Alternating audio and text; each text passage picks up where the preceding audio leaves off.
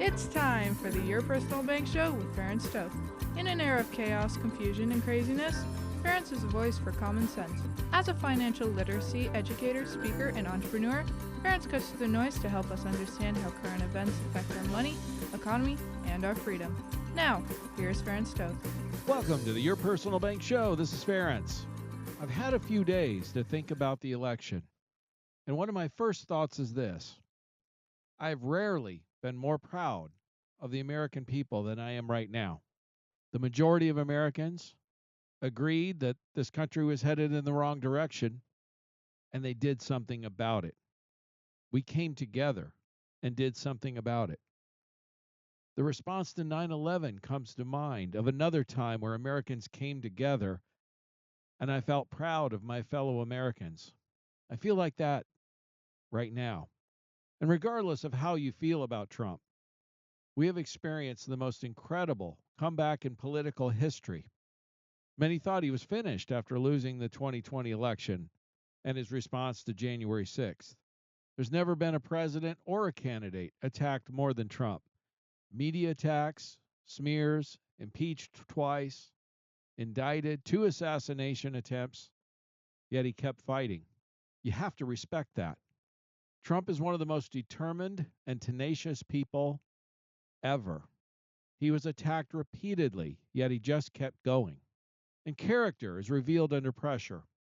When Trump was shot, he stood up and yelled, "Fight, fight, fight." That's one of the most inspirational actions ever. I think most of us would like to think we would respond similarly to being attacked or shot like that. But in reality, it's impossible to know until that happens. It's not something you get a chance to think about. It just reveals what's inside of you, what type of character you have. And is that the kind of person you want to have leading this country as our president or representing us? The majority agreed. In contrast, Kamala Harris did not even speak to her supporters when it appeared like she was going to lose. In fact, she did not speak until the next day. I'm sorry, but that's the character of a weak person. And I'm very glad that she will not be the president of the United States. And I say that not because of she's a woman or the color of her skin or anything else for that matter. I say that because of her character or lack thereof. Again, character comes out in times of crisis, under pressure. And America is great because Americans are amazing. You see, I'm blessed to interact with Americans across the country every day. This show is aired coast to coast. And the thing is, I find most of the people I talk to who reach out to me are not average. In fact, most people I deal with are decent, hardworking, and sincere people. And frankly, they deserve better representation. Thankfully, they're going to start to see some of that soon. See, it wasn't just Trump that was running. He assembled what many are calling a dream team. I'm a big history fan, and I think back to previous administrations throughout history of our country. And there's only 2 other times I can think of where a president assembled a team as strong as Trump has. Of course, our first president, George Washington, had Thomas Jefferson in his cabinet, among many other very impressive and intelligent people. Another president was Lincoln. He was famous for having what he called a team of rivals. He didn't just want yes men, he wanted to have the best. And I see that happening with Trump. When you have an Elon Musk joining your team, one of the most brilliant entrepreneurs and the world's richest man, who's going to run your government efficiency department, for free, by the way. That's truly amazing. You have a RFK. I doubt that there's anybody that knows more about the food industry, big ag, big pharma, than RFK. And he's going to be put in charge of getting to the bottom of and dismantling the establishment that's been put in place to cause our country to be the sickest and most unhealthy in the world by far. J.D. Vance. Many people at first were against the idea, but he's more than proven himself as being a brilliant guy and truly an American success story. He's a guy that defines and embodies the American dream. He came from a tremendously difficult background, having a mother that was addicted, raised by his grandmother, came from one of the poorest counties in the United States, joined the Marines. Folks, I was in the Army. Being in the Marines is not easy. Became successful in business as a venture capitalist, and no one can argue that guy's not brilliant. And as Trump said himself, he sent him into the enemy camp, the mainstream media, the places that were absolutely strongly against. And he just decimated the interviewers in an impressive way, but not in an offensive way. He ran circles around many of the interviewers that he went on. It was truly impressive.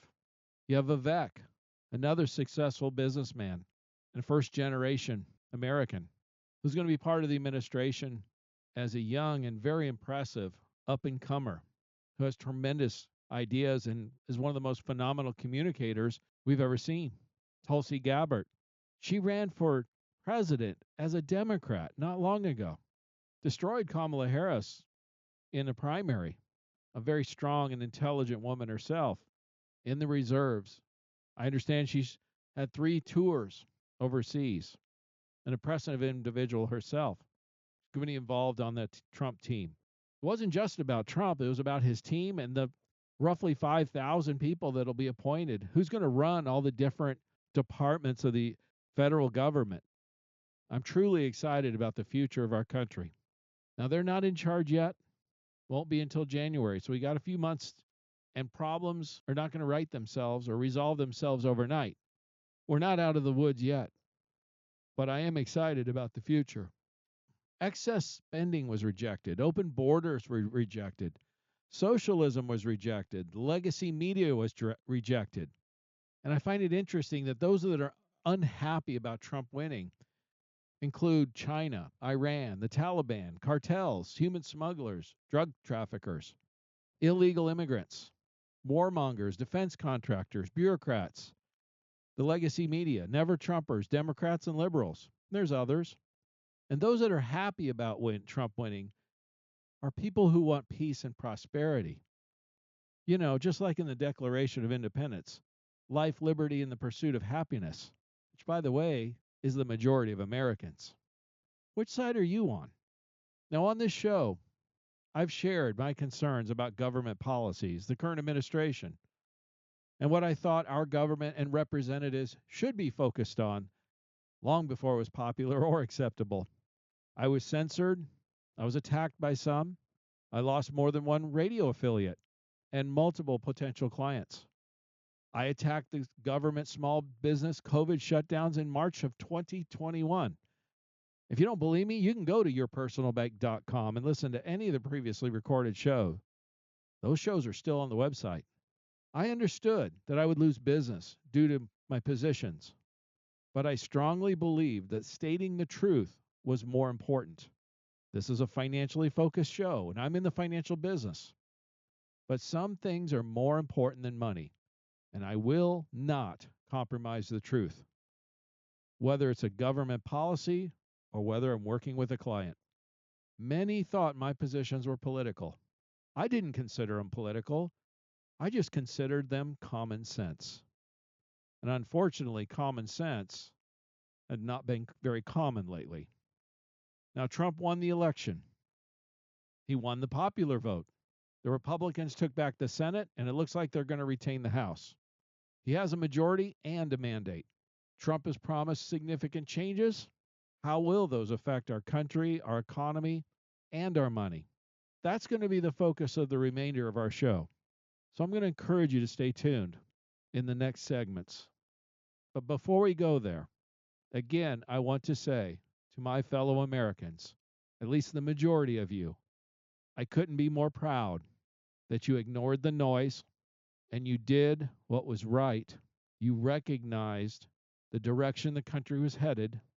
You did not like it, and you did something about it. And that's the beauty of a representative republic. We have the right to vote. We exercise those rights.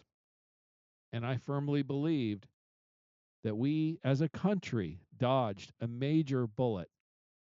I was truly concerned about what this country, our society, our way of life, the economy, all of it was going to look like 4 years from now if Trump had not won this election.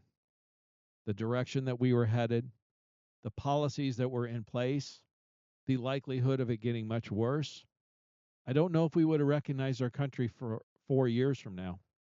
But thankfully, we don't have to worry about that at this point. I believe this is the beginning of a renaissance of freedom, prosperity, and peace for our country. So, whether you voted for Trump or not, you're going to benefit from all of this, whether you realize it or not. And I could not be more excited. Few last thoughts about the election before I get into I think we should expect, what's going to be likely. As much good news as we have had, unfortunately, my home state is being very disappointing of Arizona. They are counting the election results extraordinarily slowly, which invites the potential for fraud. It denigrates election integrity, and it's just a bad look all around. Arizona needs to get their act together. In fact, I looked this up. Do you realize that every single election that we have had in this country since 1789 has had the same day results?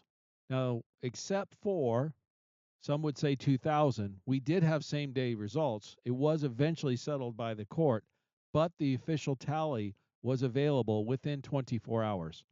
The only other time, 2020, where it took a full week for us to get the final results, which was beyond ridiculous. In 2024, how long is it going to be? Who knows? There's no excuse for this. Nearly every other country in the world gets same day results. And if they could get same day results in the 1700s and the 18 and 1900s, with better technology and everything else that's going on, there is absolutely no reason why they cannot get same day results. There's only two possible reasons why it's taking so long to count. One is extreme incompetence or fraud. Both are bad and need to be eliminated. Stay tuned in the next segment. I will be sharing how some of Trump's policies will likely affect our economy and our money. Stay tuned for more common sense from Ferens. For more information, contact Ferens at 866-268-4422 or yourpersonalbank.com. That's 866-268-4422.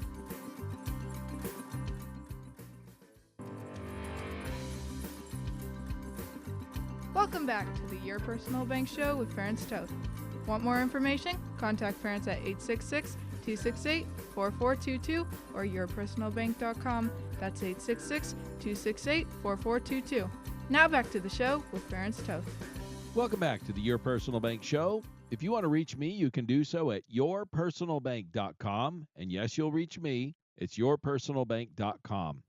I want to share a couple final thoughts regarding the election before I get into the Trump policies and how they'll likely affect our economy and our money. I saw a map of the election results by county. If you haven't seen this, I highly encourage you to go online and look it up. It's quite easy to find. It's nearly an entire red map with a few blue splotches intermittently. But I like the comment I saw somebody make under the map, and it said, Trump, better coverage than Verizon. I thought that was quite funny, and it does look better. It does look better that if you ever seen one of those coverage maps of the United States. And lastly, I would be remiss if I didn't point out that God has given America a reprieve. We've been given another opportunity to improve conditions in this nation. And if you look at Daniel 2:20 through 22, it states, "Praise be the name of God forever and ever. Wisdom and power are His. He changes times and seasons. He deposes kings and raises up others." I thought that was a very interesting statement. He gives wisdom to the wise and knowledge to the discerning. He reveals deep and hidden things. He knows what lies in darkness, and light dwells within him. Folks, now it's time to roll up our sleeves and get to work. Trump has a mandate to change things for the better. Time to do it. Now what? What should we expect? What's likely to happen to our country, to our economy, to our money, those types of things. In the short term, first of all, the first thing that happened was the Dow soared over 1,500 points to record the best day in over 2 years. The stock market, with many of the major benchmarks hitting record highs, is expecting a better economic future because this market sees Trump as supporting lower corporate tax rates, deregulation, and industrial policies that favor domestic growth. All of those things would provide stimulus to the U.S. economy. Many of the markets expect a similar trend to play out, and many are predicting the U.S. economy to really start to take off thanks to a Trump win. Now, it's not all roses yet, because as Reuters pointed out, if Trump enacts some of his, even partial of his pledges, higher trade tariffs, more oil drilling, more demands on the NATO partners, they're stating the strain on government finances, inflation, economic growth, and interest rates will be felt in every corner of the world. That's likely true, but I think part of what they're missing here, as they're stating Trump's fiscal pledges are somewhat troubling for the global financial markets, but it certainly overall would be beneficial to the U.S. economy, particularly if you add in reduced government spending, which is one of the big problems, and as they're stating, increased costs of production. Much of that can be offset by bringing that production home and increased economic activity. It's not just a zero sum gain. There'll be changes in the world economy, certainly, but I think overall we'll see more benefits in the U.S. economy than maybe the world economy, which is, again, sort of the thought process of Trump, America first. And that's why you also see the U.S. dollar getting stronger now. Now, as I stated in the first segment, I'm very hopeful now and upbeat about the future direction that the country will be headed soon. But we're not out of the woods yet.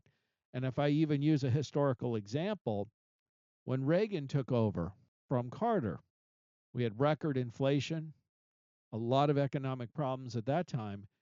If you go back and look, it took a couple years for things to get settled out. It didn't happen overnight.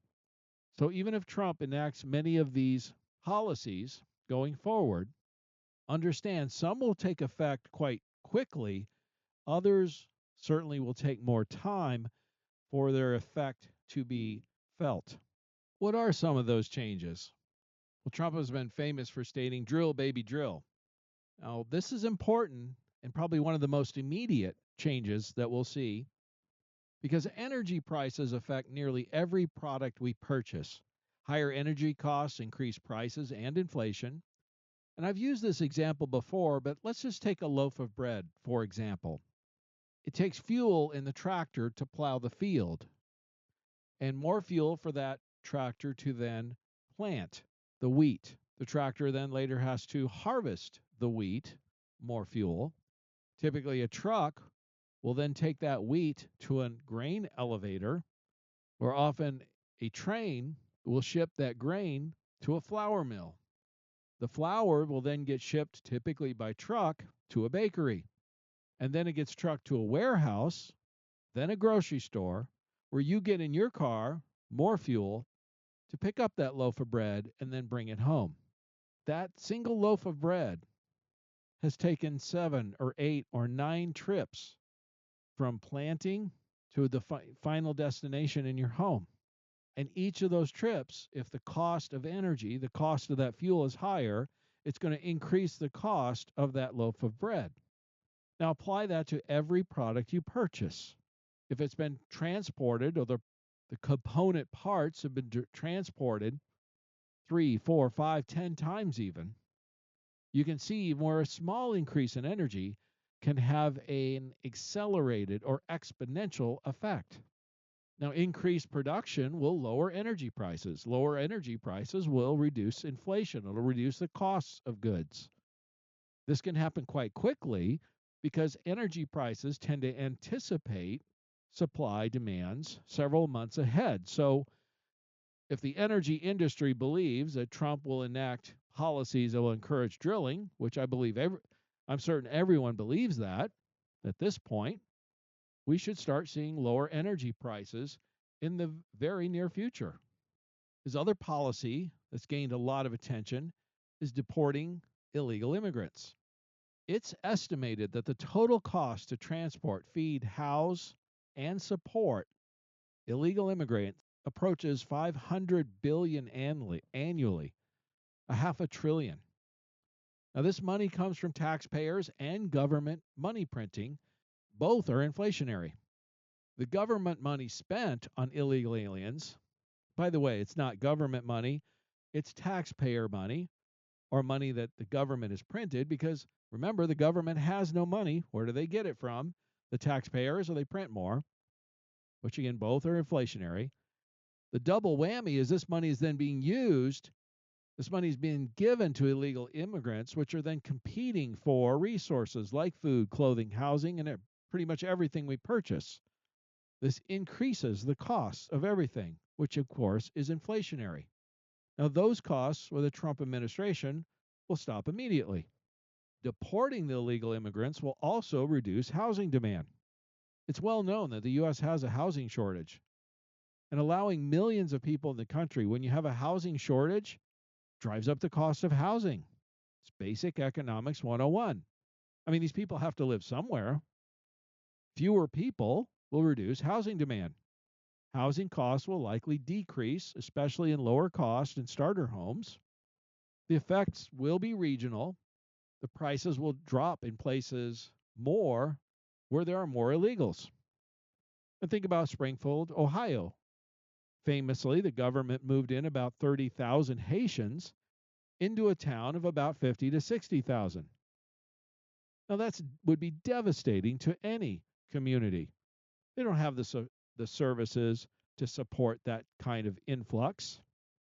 Also, housing costs would skyrocket, and they did. There'd be a shortage of housing because of all the new people. Well, what's going to happen if the Haitians are returned to Haiti?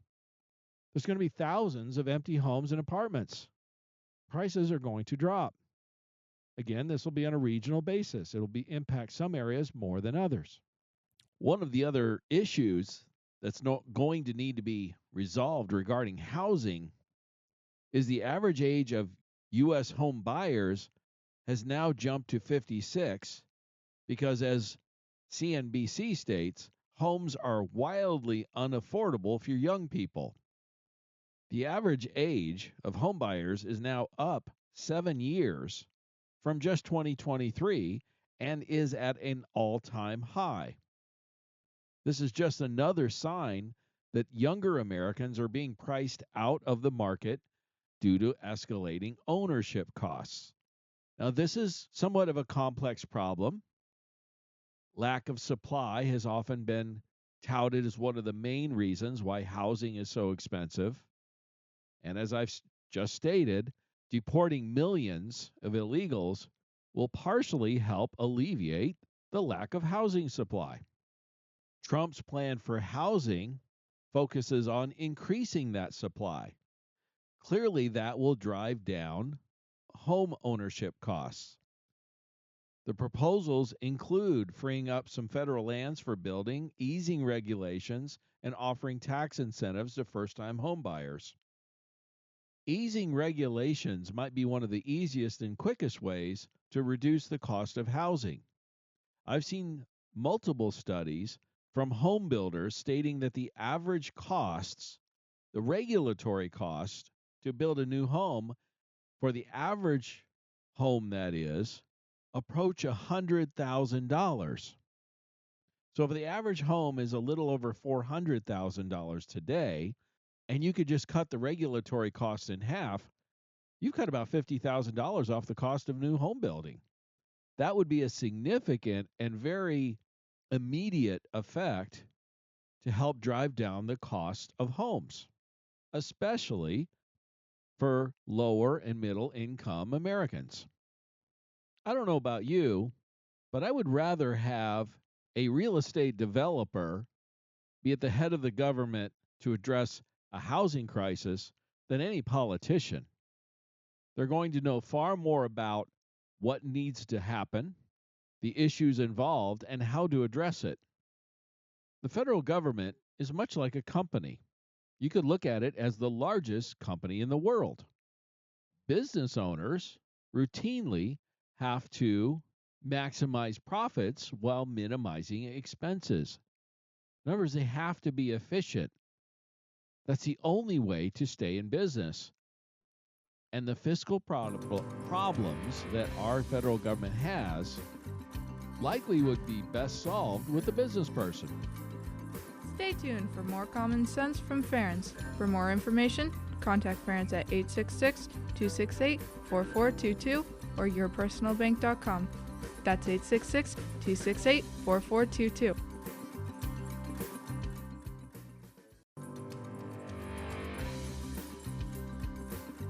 Welcome back to the Your Personal Bank Show with Ference Toth. Want more information? Contact Ference at 866-268-4422 or yourpersonalbank.com. That's 866-268-4422. Now back to the show with Ference Toth. Welcome back to the Your Personal Bank Show. This is Ference. If you want to reach me, you can do so at yourpersonalbank.com. Yes, you will reach me, yourpersonalbank.com. So we've been discussing what some of the Trump policies will likely do to our economy, our money, and how we can navigate this better. Knowing what to expect or what likely to expect will help you make better financial decisions. We discussed how Trump's policy of drill, baby, drill and deporting the illegal aliens are likely going to affect our economy, inflation, housing. If you missed it, go to yourpersonalbank.com. You can listen to this or any of the previously recorded shows. Each has its own topic. You can listen to anything that interests you. Now, another one of Trump's policies is, he has stated, is stopping endless wars. Hamas has already expressed their desire for peace. Apparently so have the Houthis. Putin has expressed his willingness to negotiate with Trump before he's even in office. Trump famously is the only president in my lifetime who never started any new wars. He's unlikely to do so in the future. You see, the U.S. government spends far more than any other country on defense spending.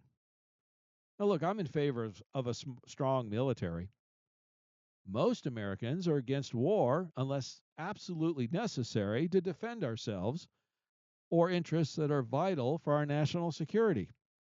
Mine and many others' critiques about the wars in the Middle East, Ukraine, elsewhere, have been because we really are questioning what is the vital interest to the United States. Why do we need to be involved? Why do we need to spend our blood and treasure? And see, excess spending is inflationary, no matter what it is. Wars happen to be very expensive. Defense contractors make tons of money in war supplying war materials. Nearly everyone loses in war, either in blood or money, except for defense contractors. Less spending would reduce inflation. Now, one of my favorite policies that I'm looking forward to is the Department of Government Efficiency, which is going to be headed by Elon Musk. Here we have the world's richest man, undoubtedly a brilliant person. In fact, one of my clients worked with him, was one of the original group of engineers at Tesla. And he shared a little story with me after I asked him, what is it like to work? What is Elon like? And he said, oh man, he said it was the toughest job he ever had, most challenging, yet the most rewarding. And he shared a story where they had about 20 engineers in the room, and they were having a challenge regarding battery capacity. And all of these engineers, some of the best engineers in the country, he'd assembled a tremendous team, were really struggling with this problem and had been for months. And Elon was really on them about why they couldn't overcome this challenge. And many of them were sharing, well, Elon, it's impossible. It can't be done. What you want is, we've tried everything. It can't be done. And he said at that point, Elon got up in front of the room, took a marker written on the board, wrote some diagrams out and said, "Have you tried this?" And he said everyone in the room was dumbfounded because no one had thought about that. And they all looked at each other and said, "How did you come up with that?" And it turned out that was the solution. There's no question Elon Musk is a genius. There's no question he's been effective running businesses efficiently. Look what he did with Twitter. He reduced the staff by something like 80%, yet the company kept running and kept running much more efficiently. I've heard him recently state that he believes he can reduce government spending by $2 trillion annually. That would be tremendous. Let's put this in perspective for a minute. In 2024, the U.S. government spent $6.75 trillion. Revenues were about $4.9 trillion, which means the government spent about $1.85 trillion more than it received. That's called deficit spending. In other words, they printed it, they borrowed it, and spent it, and that's inflationary. Well, if Elon Musk indeed reduces government spending by $2 trillion, that'll bring spending down to levels below revenues, which means deficit spending will disappear. We have a record amount of debt that continues to increase at tremendous levels, and it needs to be stopped. Elon believes he can do it. In fact, I heard him recently even say, somebody was asking him how he can do it, and he said he was looking into it, and he said because there's such a tremendous amount of waste in the federal government, he believes not only that it can be done, but it would be extraordinarily easy to do. He said something to the effect that he believes will be one of the easiest things he's ever done. I believe him.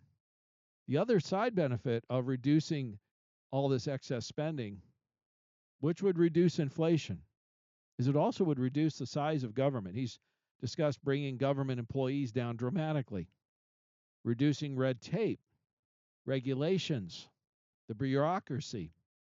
These are things that Trump did in his first term. He's promised to do that again. And many economists have shared that part of the reason why the economy was so strong in Trump's first term was the amount of regulations or red tape that they cut, because the cost of doing business had decreased even more. The benefits of the reduced regulation was even more than the tax cuts, the reduction in the capital gains tax for business. And I use a personal example of an annuity product that I have sold for over 25 years. The same product, the same company, it's still available today. Now, there's better products today, but this product is still available. And I can tell you, early in my career, the application was a 2-page legal size document. It was actually 1 page. It was all printed front and back. That was the entire application. Today, that same application for that same product, depending on whether it's an IRA or not, is between 55 and 70 pages. Same product, folks, same company, same everything. Now you apply that to millions and millions of transactions, business transactions across the country, and you are talking about billions of dollars of waste, of time, money wasted through, frankly, many unnecessary regulations. This is another reason why I believe we will see a economic renaissance, if you will, in the U.S. economy. With lower energy prices and less government spending, the two primary causes of inflation will be removed. Inflation was historically low in Trump's first term, will likely return to something similar in his second term. This will be a tremendous benefit, particularly to those in lower and middle class. Cost of goods and everything that they buy will stop increasing. With the reduction of costs of energy and such, we might even see some decreases in costs if we have less illegal immigrants competing for food and housing. We'll likely see lower prices in those areas. Some areas more regional than others, as I stated before. Inflation will likely disappear for the most part. That will then allow the Federal Reserve to continue to reduce interest rates, because their primary tool to battle inflation is higher interest. And just recently, the Federal Reserve did reduce interest rates another quarter point and are projected to do so again in December. Now, all of these things bode well for the economy, for the stock market. Again, real estate prices in some areas will probably go down, especially in the the lower or mid-income, mid-size homes because less demand. But overall, it should be something beneficial for most Americans. Now, the bond markets are predicted to be something different. They're predicted to continue to stay strong. And the primary reason behind that is because of the high level of debt that we currently have. Even with all these policies, as these policies start to take effect, there's a few big problems that are not going to go away. They'll have to be dealt with, and it's going to take some time. Even with all the right decisions, it's still going to take some time. So that's why I say we're not out of the woods yet. The biggest issue is the debt. Now, as I stated earlier, the high levels of debt require the federal government to sell bonds at record levels, which will continue to push bond returns, bond interest rates upward until the federal government starts to pay down some of that debt and get it under control. Now, this creates an opportunity for you and I. As I stated earlier, the Federal Reserve dropped interest rates twice this year, is predicted to do so again in December, will likely continue that in the spring. Bond interest rates are likely to continue to be strong. Insurance companies buy these bonds, and that's part of their returns. Dividends are profits of the company. So dividends are predicted to increase for the next several years, while at the same time, we likely have a decreasing interest rate environment or borrowing cost. One of the key benefits of your personal bank is the ability to grow your money, access it, and still earn interest on the money even after you use it for other purposes to create positive cash flow with your money or positive arbitrage. Things are shaping up very favorably that in the next year or two, we could be looking at very strong positive arbitrage situation as dividend rates continue to increase while borrowing costs continue to decrease. Let me use a simple example. We fully expect dividends to be moving. They are at 6% now plus and be moving into the 7% range in the next few years.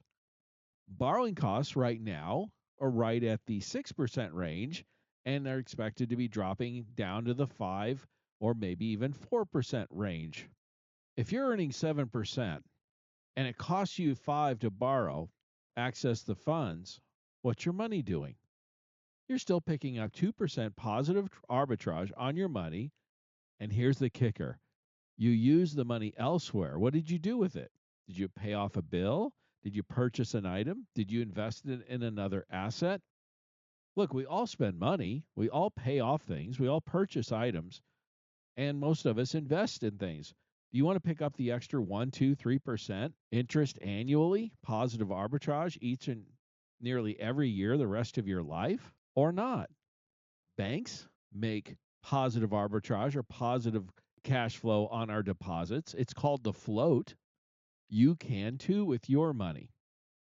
So not only can you put the money in your personal bank, earn insured, guaranteed, tax-free, and highly liquid, but you have the potential of positive arbitrage or earning interest on that money even after you spend it or use it for other assets.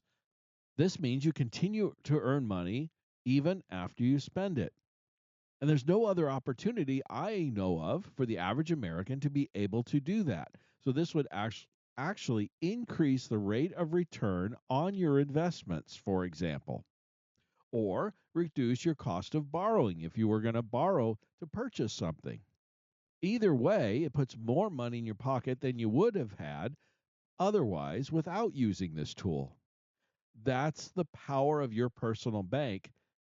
And because of interest rates, the bond market, the Federal Reserve, and everything that's going on, the likely effects of the Trump policies, we are looking at a very strong positive arbitrage scenario for the foreseeable future, likely for the next 3 to 5 years, if not longer. And historically, 24 of the last 28 years, we had positive arbitrage, and the average was 2 to 3%. We're looking at going into that scenario here again in the very near future. We couldn't be more excited, and there couldn't be a better time to look into a high cash value insurance policy to earn dividends, insured, guaranteed, tax free, highly liquid, and have the potential of positive arbitrage because of the lowering borrowing costs. If you want more information on this, or this interests you in any way, contact me at yourpersonalbank.com. Again, this is the best time in 42 years, folks, to look at this. Stay tuned in the last segment, because I'm going to have some final thoughts that I think you're not going to want to miss. Stay tuned for more common sense from Ference. For more information, contact Ference at 866-268-4422 or yourpersonalbank.com. That's 866-268-4422.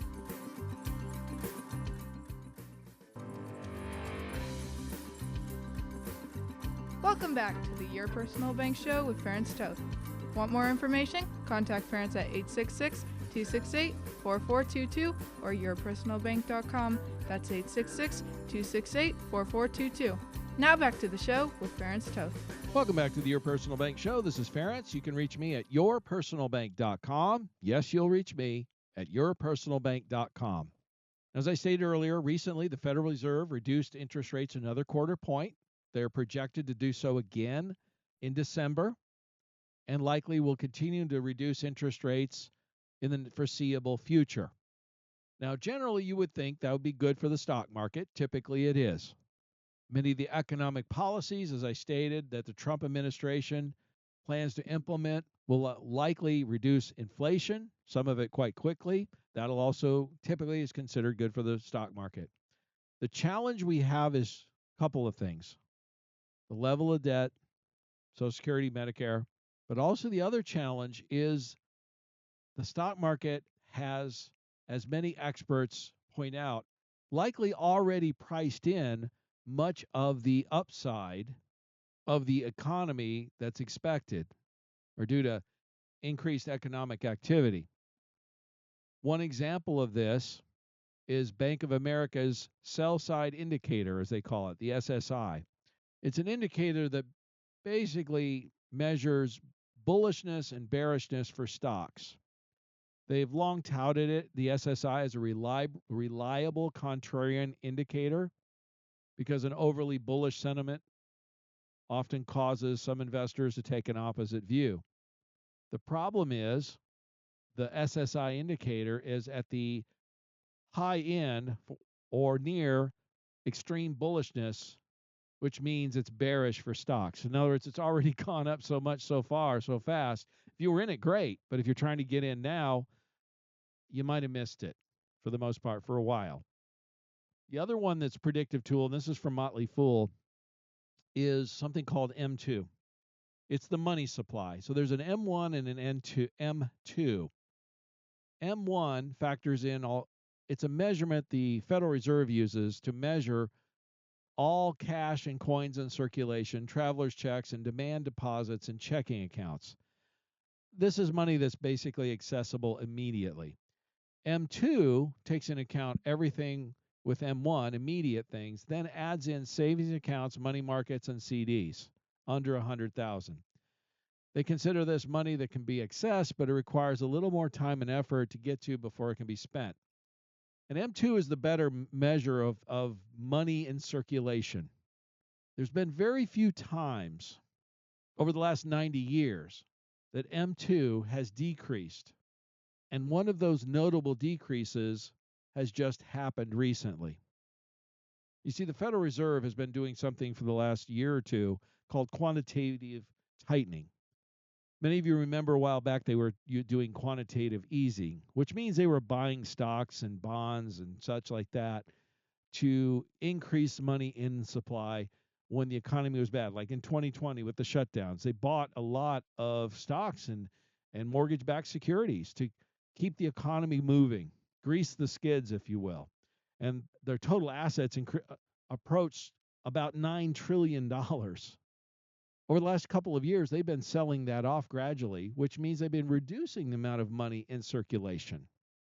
Now, again, there's only been 4 times in the last 90 years that there's been a decrease in the M2 money supply. And every single time that happened, we've had a severe recession. It remains to be seen this time whether that will happen. It's certainly a risk. If you're in an asset that has market risk, you should be concerned about. And this is one of the reasons why Warren Buffett continues to sell stocks at a record pace, the highest level of selling in his career. As I stated earlier, the debt is a problem that is going to have to be dealt with. In fact, just in one day recently, the U.S. Treasury added over $100 billion in debt in just one day. This is why Elon Musk's Department of Government Accountability is so necessary, because the debt is now approaching $36 trillion. These are some of the reasons why the bond market, as Barron states, signals higher rates, and stocks won't like the message. Again, the stock market and bond markets are going strong. They typically go opposite to each other. They both can't be right. One's going to be right and one's going to be wrong. See, what's going on is normally you would expect, as the Federal Reserve has been reducing interest rates, which they've been doing the last couple of months, typically bond interest rates go down too. Except we're seeing the opposite happening. In fact, bond yields, the interest paid on bonds, has been increasing since the Federal Reserve dropped interest rates back in September, I believe, a half a point. And the concern that they have, I've shared this on this show so many times, has to do with the level of debt. Even if Elon Musk reins in spending and gets things under control, which I sincerely hope he does, there's still $36 trillion of debt out there. Now, if he stops the bleeding, that's a good thing. Don't get me wrong. We don't need to be adding $1.85 trillion of new debt per year. That's what we did last year as a country. But let's say he stops the bleeding. There's still $36 trillion of debt out there. Here's the challenge. Federal government so far to this point has not done anything about paying down that debt. In fact, they just keep rolling it over. And of course, all the debt is financed by bonds. And what bonds are, Treasury bonds, are a debt instrument. It's a promise to pay by the U.S. government to whoever buys the bond. It works much like a CD. If the government sells a 2-year bond and they promise to pay you 4%, for example, that means you buy, as a bond buyer, you get paid 4% interest for the 2-year period. They sell bonds at different time frames, 2 years, 10 years, 20, 30 years, or shorter time frames. My point is this. Every month, bonds that were sold previously mature. So then the government has to resell the bond to someone else at whatever the current interest rate is. Again, normally, under normal economic situations with normal levels of debt, a lower interest rate from the Federal Reserve typically means lower bond interest rates. The problem is tied up in something called supply and demand. The federal government has a record level of debt. This record level of debt creates record supply of bond selling. In other words, they're selling a whole bunch of bonds out there. The bond buyers know this. It's all public record, public knowledge. With record amount of supply, the bond buyers are in the driver's seat. They're demanding higher interest rates to buy up all these bonds. The government has to sweeten the pot by increasing interest rates, and that's why we're seeing higher bond rate interest rates. Projections are this will continue for the foreseeable future until the federal government finally starts to not only spend more, which hopefully will start happening soon with Elon Musk, but then also starts to pay down all this excess debt. Even if Elon gets everything under control and does a great job, it's not like this debt's going to go away overnight. It's going to take time to pay down. What does this mean for you and I? Well, it's quite simple. Bond interest rates are going to stay strong for the next several years. Most predictions are at least 3 to 5 years, if not a decade or longer. Insurance companies buy these bonds and also add their returns through their other revenue streams to pay dividends. Dividends have increased. Nearly every company has already announced increased for dividends for 2025. One of my top companies not only did that, but they also retroactively paid the higher dividend rate on all policy owners effective September 1st. We didn't expect that, but that gives you an idea of how much more profitable the bonds are that these companies are buying than they were even a couple of years ago. And that is projected to increase for the next number of years. As I stated in the first couple of segments, I'm very bullish and I'm very excited about the future of the direction of this country, economically and otherwise. But we're not out of the woods yet. And some of these problems, like the federal debt, are going to take some time to resolve. Stocks are at historical highs. That in itself involves risk. I'm not saying don't invest in the stock market at all, but understand high valuations involved elevated risk. Bonds are paying strong dividends, insured, guaranteed, tax-free, and highly liquid. You can make some money on these bonds or the dividends on these through the insurance companies, which is paying higher than bond rates, be highly liquid with your money. So if opportunities like a stock market correction does occur, you can take advantage of that.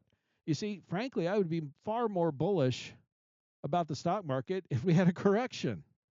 It's just that simple. Why not have at least a portion of your portfolio guaranteed, insured, tax-free, highly liquid, increasing dividends? And if something does happen with a correction or a recession that many are still predicting, in other words, it easily could get worse before it gets better. We're not out of the woods yet. There's still some big economic problems out there. I'm hopeful they'll get resolved. I'm encouraged that they'll likely get it resolved, but again, it will take some time. Why not make some money safely, guaranteed, insured, tax-free? Have it available so that when those opportunities present yourself, you can then pull the trigger and take advantage of those opportunities rather than potentially riding the roller coaster down if we do get some kind of correction. If you want more information on this, contact me at yourpersonalbank.com. God bless America, and as long as it's on our money, in God we trust. Listen Tuesdays at noon and Saturdays at 1 to the Your Personal Bank Show for more information. Contact Ference at 866-268-4422 or yourpersonalbank.com. That's 866-268-4422. This show is designed to provide accurate and authoritative information. The presenter and guests of this program do not engage in legal, accounting, or tax advice. Professional advice regarding your situation should be sought if required. Some products discussed may have limitations and not be available in all states. Excessive unpaid loans may affect performance. Distributions may become taxable if not managed properly. Replacements may not be suitable for everyone. There may be charges when replacing coverage. Dividend rates and bank line of credit rates may change. For current rates, contact Ference at 866-268-4422 or yourpersonalbank.com. Again, that's 866-268-4422 or yourpersonalbank.com.